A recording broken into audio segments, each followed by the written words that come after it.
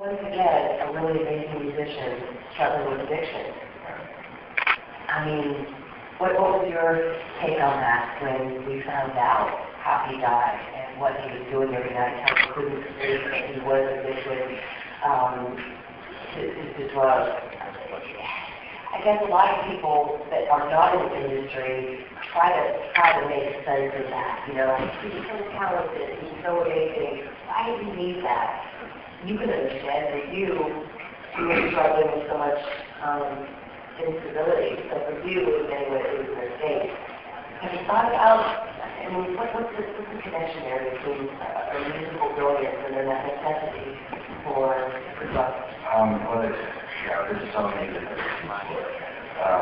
You know, like in Michael's case, I'm not really worried, so I can't really sort of pass judgment on that. But the fact that he was using downers really makes a lot of sense considering how his life was. You know, because like I said, you know, when you're up there and playing, that's great. That's only for like an hour and a half, 2 hours every day, and the rest of the time you're trying to reverse with it. And if you find things to sort of pass sort of just yeah, it's very lonely kind of a thing, you know. And for me, it's like, you know, you are sort of sort of shy, you know, nervous around crowds, nervous around your talking to people, and at the same time, you're just like trying to kill a lot of time, and all the energy that you put into the shows, you know, after it's all over, it's just sort of like tumbleweed. Yeah. You know, and you don't know how to come down. It's really hard to figure out how to find something to fill the void. Yeah, and you just start doing these things, and you know, maybe if you're not necessarily happy on a regular basis, every time you get done playing, you want to depression. We're getting to wrap up. We're getting to a journal. So we have a couple more questions we need to ask you. First of all, the story about the top hat, when you were trying to put your image together, the very first top hat that you had, you stole. Tell us the story about that. I just love the name of the store. Leathers and Treasures, or No, well, they're both next to each other. What happened was we had a show at the Whiskey. I was at a show at the Whiskey, and I was cruising around Melrose, walking around looking for something cool to wear. You know, basically, you know, to pick up odds and ends. And I went into the retail select, but no, I went into Leathers and Treasures and stole a concho violin. And then went next door and saw the top hat, and hats have always been a thing with me. I think a hat sort of completed the look. And so I saw the top hat, and I was like, that looks sort of cool, you know, that would be different.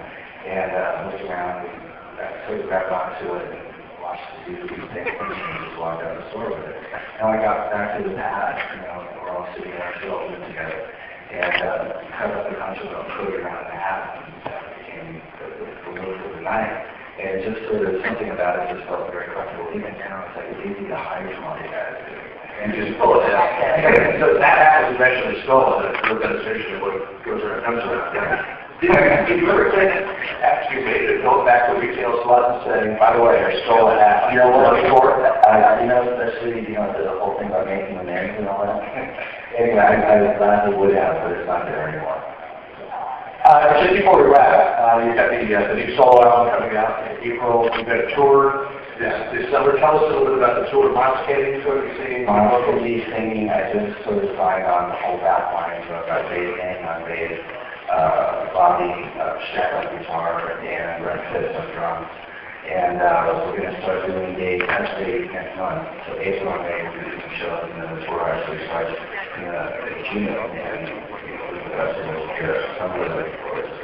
One final thought. You can't wait around for destiny to give you what you think you deserve.